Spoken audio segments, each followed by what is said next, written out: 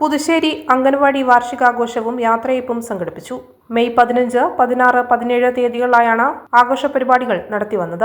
ഞായറാഴ്ച വൈകുന്നേരം നടന്ന സാംസ്കാരിക സമ്മേളനത്തിൽ ആഘോഷ കമ്മിറ്റി കൺവീനർ പി.കെ. ശശീന്ദ്രൻ സ്വാഗതം പറഞ്ഞു. Payam panchayat vice president Jessy PN. അധ്യക്ഷത വഹിച്ചു. Anganwadi worker P. Nandini report അവതരിപ്പിച്ചു. Block panchayat vice president M. Sumesh സാംസ്കാരിക സമ്മേളനം ഉദ്ഘാടനം ചെയ്തു.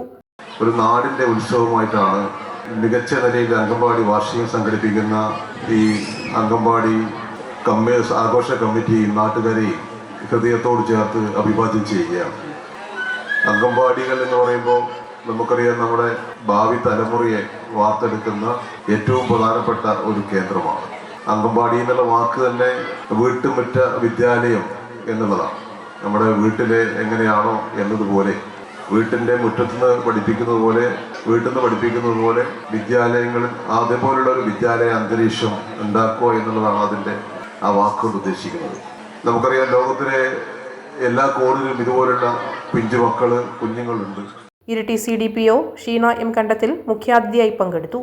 അംഗൻവാടി ഹെൽപ്പർ ശോഭയ്ക്ക് ചടങ്ങിൽ ആദരവ് നൽകി.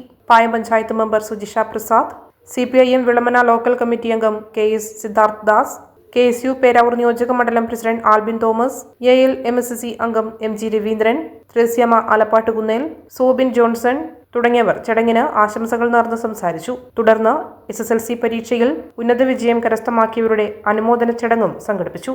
ആഘോഷ കമ്മിറ്റി ചെയർമാൻ സുധീഷ് മാതമംഗലത്ത് ചടങ്ങിന് നന്ദി പറഞ്ഞു. തുടർന്ന് കലാസന്ധ്യ അരങ്ങേറി. ശ്രീദുർഗ മുഴക്കുന്ന് ടീമിന്റെ കൈകൊട്ടിക്കളിയും ഉണ്ടായിരുന്നു.